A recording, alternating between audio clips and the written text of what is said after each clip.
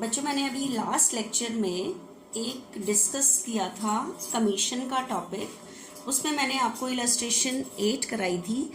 अब एक्चुअली अलग अलग कुछ है, लैंग्वेज पे डिपेंड है, तो थोड़ा सा ध्यान से समझना कि मैं आपको क्या बता रही हूँ। देखना next 9th illustration. A and B are partner sharing profit in the ratio of 3:2 with a capital of rupees 5 lakh and 250 respectively on 1st April 2017. Each partner is entitled to 10% interest on his capital. हर एक partner को capital पे कितना interest मिलता है? 10%। बच्चे, ये जो आपके पास सम स्टार्ट करते टाइम कैपिटल गिवन है, कहीं भी स्टार्टिंग वर्ड नहीं लिखा हुआ, दैट मीन्स ये कैपिटल के बैलेंस हैं। ठीक है, 1 अप्रैल 2017 के। ठीक है, A is entitle to commission 10% of net profit. लेकिन नेट प्रॉफिट देखना है आपने कौन सा कह रहा है। नेट प्रॉफिट कौन सा? Remaining after deducting interest on capital, after deducting interest on capital but before charging any commission. Commission से पहले वाला, तो बिफोर चार्जिंग कमीशन कह रहा है तो 10/100 करके। लेकिन अब ध्यान से सुनना, नेक्स्ट बी का कमीशन के लिए क्या कह रहा है। B is entitle to commission, B को भी कमीशन मिलता है ऑफ 8%। कितने percent? 8%। 8% of net profit, net profit का 8%। ठीक है, लेकिन कौन सा नेट प्रॉफिट? रिमेनिंग, जो बचेगा after deducting interest on capital and after charging all commission. All मतलब ए का भी लेस करने के बाद और बी।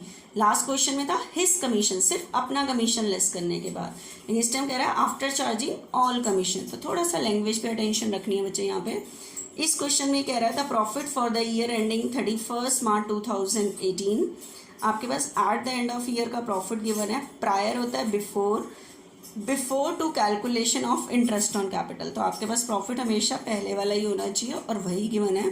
तो आपके पास क्वेश्चन में प्रॉफिट गिवन है बच्चे 3,75,000। अब इस टाइम कह रहा है prepare necessary journal entry. Account बनाने को नहीं कह रहा, नेसेसरी जर्नल एंट्रीज करने को कह रहा है।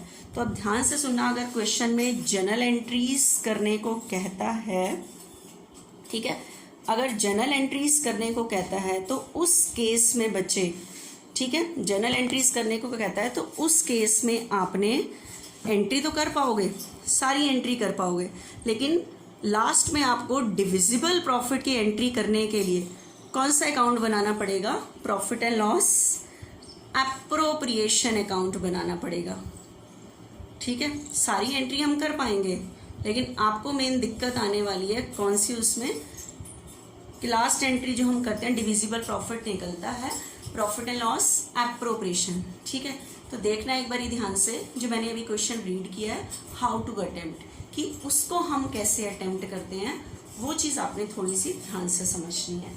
ठीक है, देखना बच्चे एक बारी। ठीक है, इस टाइम क्वेश्चन में एंट्रीज करने को बोला है, तो विद एंट्री आपको बताती हूँ। आपको सम स्टार्ट करने के लिए, ठीक है, देखना क्यों जरूरत है, कि क्यों नीड है हमें एप्रोप्रिएशन अकाउंट बनाने की, क्योंकि जबकि उसने पूछी तो एंट्री है। ठीक है, profit and loss appropriation account for the year ending लिख लेना 31 मार्च 2018 का है। ठीक है, आपको सबसे पहले इस सम को स्टार्ट करने के लिए सबसे पहले नेट प्रॉफिट गिवन होता है, वो आपके पास क्वेश्चन में गिवन था 3,75,000। तो मुझे बताओ फर्स्ट एंट्री जो हम करेंगे उस नेट प्रॉफिट को ट्रांसफर करने की करेंगे। ठीक है, जो मेरी एंट्री होती है profit and loss account debit to profit and loss appropriation account. ठीक है, 375 मुझे प्रॉफिट गिवन है। ठीक है, तो ये आपके पास गिवन थी, तो आपने फर्स्ट एंट्री कर दी profit and loss account debit to profit and loss appropriation account. तो एप्रोप्रिएशन के क्रेडिट में आपने लिख दिया बाय प्रॉफिट एंड लॉस। ठीक है, अब देखो आप कहोगे एंट्री पूछिए तो मैम क्यों लिख रहे हो? बच्चे, मैं बाकी सारी एंट्री कर सकती हूँ, लेकिन आपको पता है यहाँ जो लास्ट एंट्री मुझे करनी है, यहाँ जो डिविजिबल प्रॉफिट है वो यहाँ इसमें से सारी इनकम लेस करने के बाद जो आएगा वो मुझे इसको यहीं से मिलेगा। तो उस लास्ट एंट्री के लिए मुझे अप्रोप्रिएशन अकाउंट बनाना पड़ रहा है, सिर्फ उस लास्ट एंट्री के लिए, कि बाकी मुझे इसको बनाने की नीड नहीं है क्योंकि एंट्री पूछी है। अब मैं लाइन से क्वेश्चन पढ़ती रहती हूँ, उसके अकॉर्डिंग देखते हैं। A and B are partners sharing profit in the ratio of 3:2 with a capital of ₹5 lakh and 2 lakh।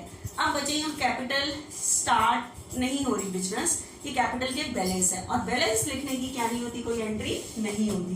तो इसलिए जो मेरी फर्स्ट एंट्री हो रही है वो eight the end of year हो रही है 31 मार्च 2018। वो कैपिटल लगाने वाली एंट्री क्यों नहीं हो रही, क्योंकि कैपिटल का बैलेंस गिवन है क्वेश्चन में, और बैलेंस लिखने की कोई एंट्री नहीं होती। ठीक है, तो ये हुई। उसके बाद आगे वो कह रहा है क्वेश्चन में, each partner is entitled 10% interest on capital. Capital में क्या देना है, इंटरेस्ट। तो पार्टनर को हम सारी चीजें eight the end of year देते हैं। ठीक है, जहां जो नीड होगी उसके अकॉर्डिंग मैं इसमें डालूंगी, वैसे हम लाइन से एंट्री कर रहे हैं।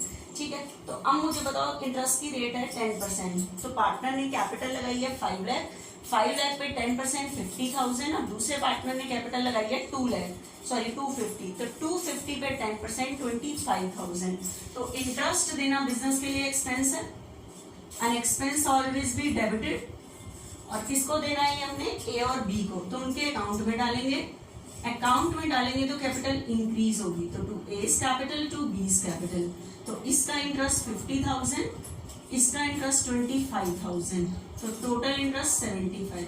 कैपिटल अकाउंट तो बनाना नहीं है वहां जो मैं ये एंट्री डालूं, लेकिन आप सबको पता है, मैंने एक एंट्री बताई थी कि ये जो इंटरेस्ट है ये बिजनेस के लिए एक्सपेंस है, पार्टनर से रिलेटेड एक्सपेंस है, और पार्टनर से रिलेटेड एक्सपेंस ट्रांसफर होते हैं एप्रोप्रिएशन में।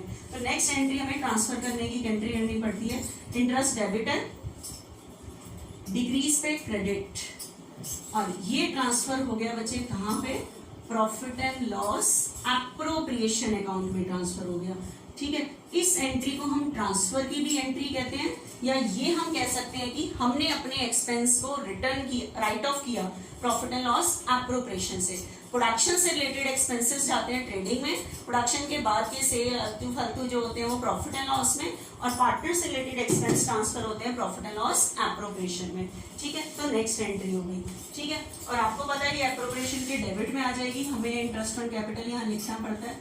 इंटरेस्ट ऑन कैपिटल ए का था मेरे पास 50,000, बी का था 25,000। ठीक है, तो मेरे पास ये टोटल आ गए बच्चे 75,000। आगे देखो, उसके बाद है बच्चे नेक्स्ट क्वेश्चन में, each partner entitled to interest on capital तो हो गया, A is entitled to commission. अब आपके कमीशन की कैलकुलेशन है, थोड़ी सी ध्यान से देखना, वर्किंग नोट ऑफ कमीशन। किसका वर्किंग नोट बना रही हूं मैं, कमीशन का वर्किंग नोट बना रही हूं। चलो पहले मैं ए का कमीशन कैलकुलेट करती हूँ कि ए का कमीशन कैसे कैलकुलेट होगा लैंग्वेज के according. A is entitled to commission, A को कमीशन मिलता है 10% of net profit. Net profit का कितने परसेंट, 10%। तो नेट प्रॉफिट तो मेरे पास ये है। ठीक है, तो मैंने यही प्रॉफिट यूज किया 3,75,000।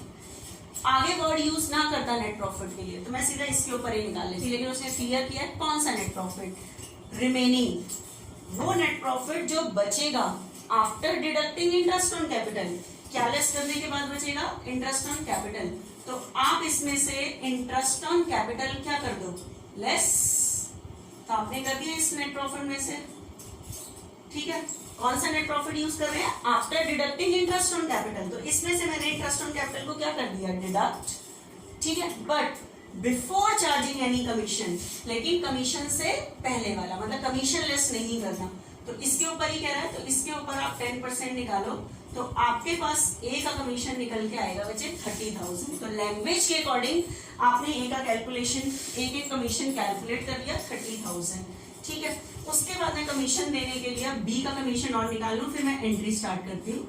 उसके बाद बच्चे आ रहे हैं बी का कमीशन। अब बी के कमीशन की लैंग्वेज पढ़ो ना एक बार ध्यान से। कमीशन देना है बी का, कमीशन ए का है और बी का, देखना ध्यान से। बी के कमीशन के लिए क्या कह रहा है, B is entitled to commission 8% of net profit. 8% of net profit. Net profit तो मेरे पास यही है, तो मैंने अपना नेट प्रॉफिट यूज किया, नेट प्रॉफिट 375। लेकिन उसने बी के कमीशन के लिए लाइन बोली है कि B is entitled to commission 8% of net profit, net profit का 8%, लेकिन क्लियर किया है कौन सा नेट प्रॉफिट, कौन सा नेट प्रॉफिट, लैंग्वेज पढ़ रही हूं मैं, रिमेनिंग, कौन सा नेट प्रॉफिट जो बचेगा after deducting interest on capital, मतलब आपने इसमें से इंटरेस्ट ऑन कैपिटल को लेस करना है, और आपके पास इंटरेस्ट ऑन कैपिटल कितना है 75, डिडक्ट कर लिया। उसके बाद कह रहा है after deducting interest on capital and after charging all commission, इसमें से, इस प्रॉफिट में से सारे कमीशन लेस करने के बाद, पिछले वाले क्वेश्चन में उसने कहा था हिज कमीशन, सिर्फ अपना लेस करने के बाद, अपना था ही नहीं, लेकिन इसमें क्या है आफ्टर चार्जिंग ऑल कमीशन, मतलब इस प्रॉफिट में से ए और बी दोनों का कमीशन लेस करने के बाद जो प्रॉफिट आएगा उसके ऊपर निकालना है। तो मुझे बताओ मेरे पास ए का कमीशन तो निकला ही हुआ है, ए को कमीशन कितना देना है 30, तो इसमें से कह रहा है after charging all commission, all मतलब ए का भी कमीशन लेस करो और बी का, तो बच्चे मैं इसमें से कमीशन किसका और लेस कर सकती हूँ, ए का कमीशन मेरे पास है 30 लेस कर दिया, लेकिन बच्चे इस प्रॉफिट पे भी नहीं कह रहा after charging all commission, all मतलब ए का भी लेस करो और बी का भी लेस करो, लेस करने के बाद जो प्रॉफिट आएगा उस प्रॉफिट पे बी का कमीशन निकलना है। तो आप मुझे बताओ ये बी का कमीशन लेस करने से पहले वाला, और वो कह रहा है बी का कमीशन लेस करने के बाद, तो अब मेरे पास आगे नहीं है, तो आफ्टर वाले पे कह रहा है, तो ये जो प्रॉफिट निकल रहा है इसके ऊपर आप कैसे निकालोगे, 8% कह रहा है, तो 8/108 करके कैलकुलेशन करोगे आप, ठीक है। तो 270 जो आपके पास आया है, 270 का 8/108 करके आपके पास यहाँ पे बी का जो कमीशन निकल के आएगा वो 20,000 निकल के आएगा 270 का, क्लियर, ठीक है। तो आपने बी का कमीशन, अब मैं कमीशन देने की एंट्री कर रही हूँ, तो कमीशन देना बिजनेस के लिए एक्सपेंस, ठीक है, ए और बी को देंगे to A's capital to B's capital, ठीक है, 30 कमीशन इसको दिया, 20 कमीशन इसको दिया, ठीक है, और आपको पता है ये तो अकाउंट में डाला, और कमीशन देना बिजनेस के लिए क्या है एक्सपेंस, ये कहाँ ट्रांसफर होते हैं पार्टनर से related expense, profit and loss appropriation में, तो कमीशन डेबिट है, डिक्रीज पे क्रेडिट 50, और कहाँ ट्रांसफर हो जाएगा बच्चे profit and loss appropriation account में, ठीक है। तो प्रॉफिट एंड लॉस एप्रोप्रिएशन के डेबिट पे 30 एंड 20 इसका, तो टोटल कितना हुआ 50, ठीक है। अब आप कहोगे कि आपने एप्रोप्रिएशन क्यों बनाया है, बच्चे मैंने देखो लाइन से इंटरेस्ट दे दिया, कमीशन दे दिया, लेकिन एक चीज बताओ, जो लास्ट एंट्री होती है, ये जो डिविजिबल प्रॉफिट निकलता है, इसके ट्रांसफर की हम एंट्री करते हैं profit and loss appropriation account debit to A's capital to B's, ये यहाँ से निकलेगा तभी तो मैं लास्ट एंट्री कर पाऊंगी, ठीक है। तो उस लास्ट एंट्री के लिए मुझे ये डिविजिबल प्रॉफिट चाहिए, जिसकी वजह से क्वेश्चन में ना कहने के बावजूद भी मुझे कौन सा अकाउंट बनाना पड़ रहा है प्रॉफिट एंड लॉस एप्रोप्रिएशन। मेरे ख्याल से अब क्वेश्चन में और कुछ भी नहीं कहा उसने करने के लिए, ठीक है। और बच्चे मैं इस सम को जो सॉल्व कर रही हूँ वो सॉल्व कर रही हूँ, इस सम को देखना सिर्फ इसलिए सॉल्व कर रही हूँ, और इस क्वेश्चन में कहा है कैपिटल आर फ्लक्चुएटिंग, तो एक बार देखना ध्यान से, 3,75,000, 3,75,000, ठीक है, उसमें से ये दो एक्सपेंसेस आप क्या कर दोगे लेस कर दोगे, दो एक्सपेंसेस लेस कर देना, ये आपके पास प्रॉफिट आ रहा है बच्चे 2,50,000, this is the divisible profit, ठीक है। और इसको कौन डिस्ट्रीब्यूट करेंगे पार्टनर, तो टू प्रॉफिट ट्रांसफर टू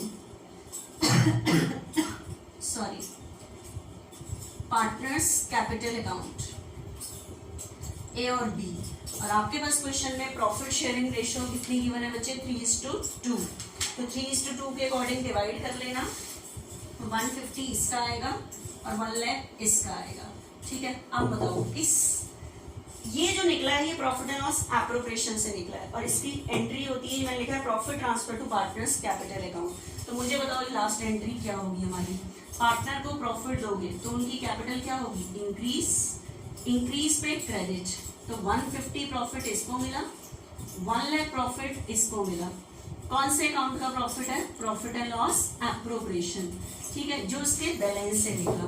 तो इस लास्ट एंट्री को करने के लिए ही मुझे कौन सा अकाउंट बनाना पड़ा था, प्रॉफिट एंड लॉस एप्रोप्रिएशन, जबकि मेरे पास क्वेश्चन में उसने पूछा था पास एंट्रीज। सिर्फ इस लास्ट एंट्री के लिए ही मुझे एप्रोप्रिएशन की नीड पड़ी थी। ठीक है बच्चे, थैंक यू। अभी हम नेक्स्ट, अभी कमीशन का जरा सा और टॉपिक है वो डिस्कस करेंगे।